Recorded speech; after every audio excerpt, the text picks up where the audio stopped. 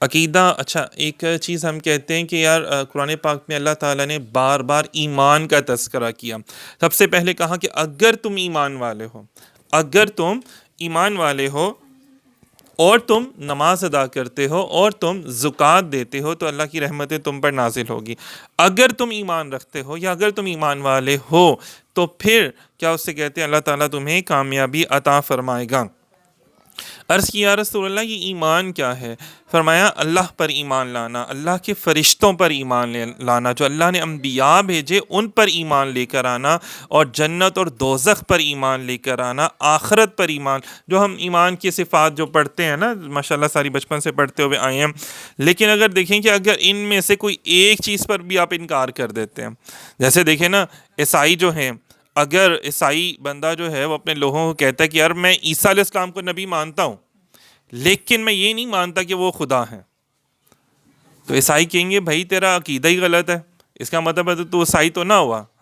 ایسے ہی ہے نا، کیونکہ آج کے جو اہل کتاب ہے جو عیسائی ہیں اور جو قرآن پاک میں اللہ تعالیٰ نے بیان فرمایا کہ یہ جو لوگ ہیں یہ عیسیٰ کو خدا مانتے ہیں جبکہ وہ تو اللہ کے بندے ہیں. انہوں نے تو خود کہا کہ میں پیدا ہوا، اور خدا تو پیدا ہی نہیں ہوتا، خدا تو خالق ہے خود. تو یہ عقیدہ ہو گیا نا، تو یہ تو اس عقیدے کو نہیں مانتا. اب دیکھیں اگر یہ بندہ یہ عقیدے کو نہیں مانتا تو اٹس مین وہ عیسائی تو نہ ہوا. اگر یہ ہندو ہے تو ہندو یہ کہتا ہے کہ میں بھگوان کو مانتا ہوں کہ ٹھیک ہے کوئی ایسی ہستی ہے جو ہماری مالک ہے، خالق ہے، لیکن میں یہ نہیں مانتا کہ 1000 خدا ہیں، میں یہ نہیں مانتا 1000 خدا ہیں. تو ہندو کیا کہیں گے کہ یار تم پھر ہندو تو نہ ہوئے، تمہارا عقیدہ ہی نہیں ہے ہندوؤں جیسا. اسی طرح ہمارے مسلمان ہیں تو ہمارے اگر مسلمانوں میں کوئی یہ کہتا ہے کہ میں اللہ کو تو ایک مانتا ہوں، فرشتوں کو بھی مانتا ہوں، انبیاء کو بھی مانتا ہوں، لیکن سید الانبیاء حضرت محمد صلی اللہ علیہ وسلم کو آخری نبی نہیں مانتا. ان کے بعد بھی نبی آ سکتے ہیں اور نبوت ایک اللہ کا کرم ہے، فیض ہے، تو اللہ تعالیٰ کسی کو بھی دے سکتا ہے. تو کیا وہ بندہ مسلمان کہلانے کا حقدار ہوگا؟ بالکل بھی نہیں ہوگا، کیونکہ اس کا سرے سے عقیدہ ہی غلط ہے، اور جو اس کا عقیدہ ہے وہ قرآن سے بھی متصادم ہے اور حدیث رسول صلی اللہ علیہ وسلم سے بھی متصادم ہے.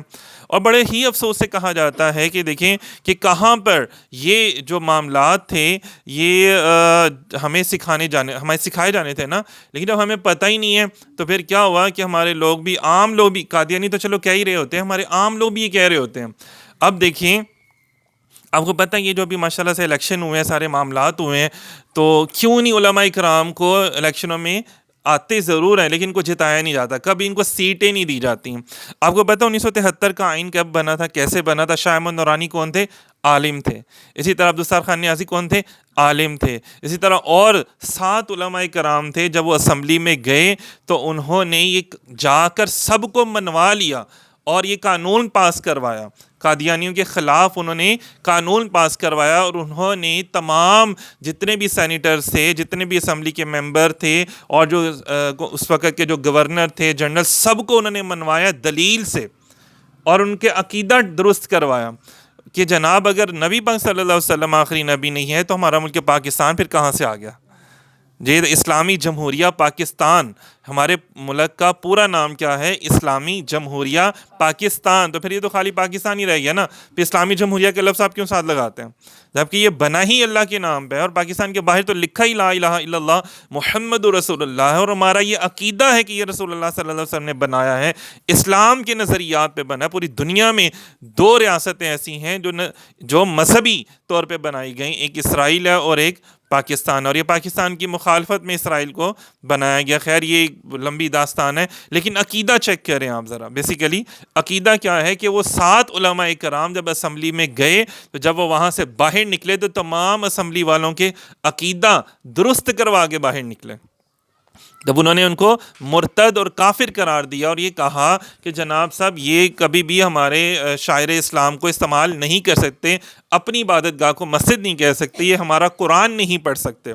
بھئی آپ کہہ دو نا کہ ہم کوئی اور مذہب کے ہیں، یہ کیا بات ہوئی؟ بھلا باہر لیبل لگایا ابھی زمزم کا اور اندر شراب بیچ رہے ہو، باہر لیبل لگایا ہوا ہے مٹن کا، بکرے کا گوشت، اور اندر سور بیچ رہے ہو، تو یہ تو غداری ہے نا، ڈاکہ ہے نا، یہ تو اسلام کے اوپر ڈاکہ ہے. ہمارا نام لگا کے جناب صاحب جیسے آپ کا کوئی نام لے اور آپ کے نام پہ کوئی چوریاں چکاریاں کرتا پھر بعد میں لوگ آپ کو آ کے پکڑیں تو لوگ جو کہتے ہیں مسلمانوں کو برا بھلا کہتے ہیں، اصل میں تو یہ لوگ ہیں نا. ابھی یہ دیکھیں ہمارے جو چیف جسٹس جو بھی پاکستان کے، توبہ استغفر اللہ، اس بندے نے کیا حماقت کی ہے، اور حماقت کہوں یا اس کو یہودی لابی کہوں یا کیا کہوں، کہ کس طرح کے ان لوگوں کے مائنڈ ہیں کہ جو ہماری سیٹوں پہ لوگ جاتے ہیں ان کو اسلام پڑھایا ہی نہیں جاتا، یا انہوں نے پڑھا ہی نہیں ہوتا، یا ان کے ماں باپ ان کو نہیں پڑھاتے، یا یہ دولت کے پیچھے لگ جاتے ہیں اور دولت کے پیچھے لگ کے اپنے ایمان کو ڈاواڈول کر دیتے ہیں، جتنے عقائد ہیں اپنے ان کو چھوڑ دیتے ہیں۔ جب وہ چھوڑ دیتے ہیں اور ہمارے سو کالڈ لوگ جو تھوڑا بہت انگریزی پڑھ لیتے ہیں وہ کہتے ہیں نہیں جی نہیں، آپ کو کیا پتا، بس اللہ کو ماننا ٹھیک ہے، اور نہیں بھائی، اللہ کے ساتھ ساتھ نبی کو ماننا بھی ضروری ہے۔ اگر آپ نبی کو نہیں مانو گے، اللہ تعالیٰ صاف کہتا ہے اور ہمارا یہ عقیدہ ہے، اور قرآن پاک میں اللہ کہتا ہے میں مانتا ہی نہیں تمہیں، قل ان کنتم تحبون اللہ فاتبعونی یحببکم اللہ۔ اللہ نے ہمیں یہ عقیدہ دیا ہے کہ محبوب اگر یہ چاہتے ہیں کہ ان کو اللہ عطا کرے، اللہ نوازے، تو ان کو چاہیے کہ آپ سے محبت کریں۔ اگر آپ سے محبت نہیں کرتے تو یہ کوئی مسئلہ نہیں، کوئی میں تو ان کو مانتا ہی نہیں ہوں۔ یہ ہمارا عقیدہ ہے، اور یہ عقیدہ ہمیں قرآن نے دیا ہے، کسی اور چیز نے ہمیں نہیں دیا۔ اور وہ بندہ کیا کر رہا ہے، قادیانی، اور اس بندے نے خود پبلشر بھی ہے اور وہ استاد بھی بنا ہوا ہے، مولوی بھی ہے، اور اس نے قرآن پاک انہوں نے چھاپا اور اس کا ترجمہ انہوں نے چھاپا، جہاں جہاں رسول اللہ صلی اللہ علیہ وسلم کا نام ہے وہاں پہ انہوں نے مرزا لانتی قادیانی کا نام لکھا، انہوں نے چینج کیا، اور وہ باقاعدہ اپنے اداروں میں پڑھا رہے ہیں وہ لوگ، اور اس نے ایکسیپٹ بھی کیا ہے۔ اتنا بڑا جرم ہے، اور اس جرم کی سزا پاکستان کے آئین کے مطابق 295C کا قانون موجود ہے کہ جو قرآن پاک میں رد و بدل کرے گا تو اس کو پراپر سزا دی جائے گی۔ انہوں نے وہ کہا کہ جناب یہ قانون ہی کاٹ دو، قانون ہی ختم کر دو۔ مطلب ایک آئین پاکستان بنا ہوا ہے، اور چیف جسٹس آف پاکستان جو خود قانون پر عمل درآمد کروانے والا بندہ ہے، جس کو یہ مینڈیٹ یہ دیا گیا، طاقت پاور دی گئی ہے حکومت پاکستان نے، اور جناب صاحب وہی پاکستان کا قانون توڑ رہا ہے، بنا ہوا قانون توڑ رہا ہے۔ اسی لیے تو یہ لوگ ڈرتے ہیں کہ اسمبلی میں کوئی مولوی نہ آئے، کوئی عالم دین نہ آئے، کوئی علماء مشائخ میں سے نہ آئے۔ کیوں کہ جیسے انہوں نے پہلے اگر ہمیں مرتد اور کافر قرار دیا، یہ نہ ہو کہ ہمیں ملک سے بھی نکلوا دیں۔ تو حالانکہ آپ کو پتہ ہے کہ افغانستان میں جب انہوں نے خط بھیجا نا قادیانیوں نے کہ جناب صاحب ہم وہاں پہ آ کے کرنا چاہتے ہیں، انہوں نے کہا آ کے تو دیکھو تمہاری گردنیں اڑاؤں گا میں۔ افغانستان کے بادشاہ جو اس وقت موجود تھا اس نے یہ کہا تھا۔ اسی طرح بڑے بڑے لوگوں نے تو ان کو یہاں پہ نہیں آنے دیا، ہمارے یہاں پہ ملک میں لوگ جو ہے وہ میر جعفر اور میر صادق بن گئے۔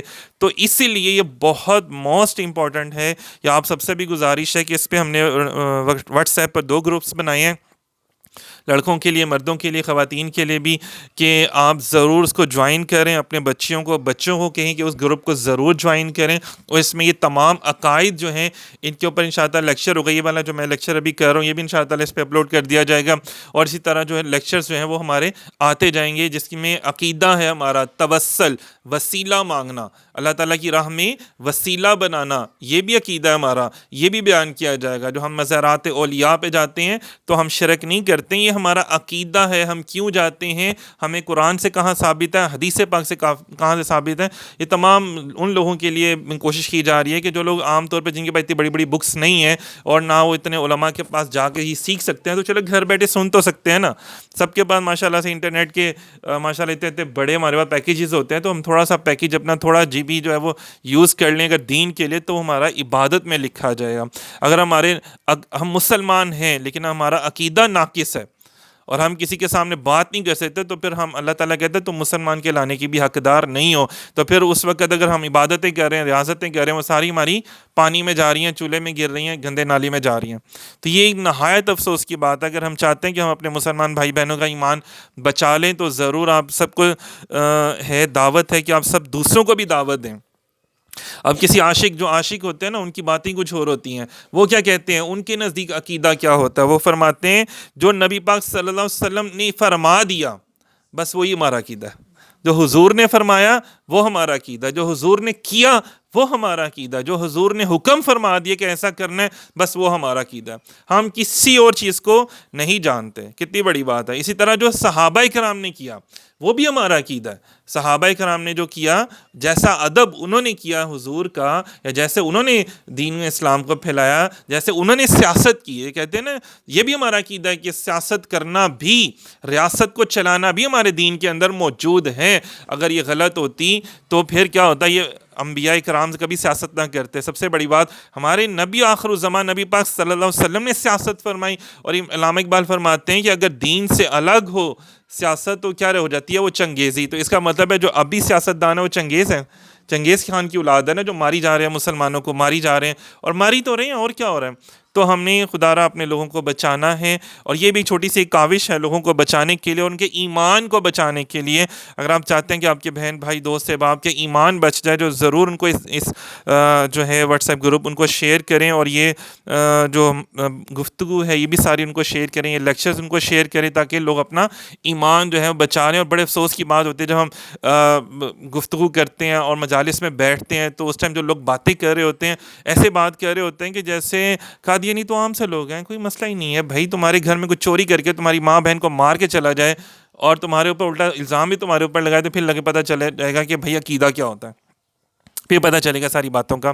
تو بس یہی عرض کرنا تھا، بہت شکریہ، جزاک اللہ۔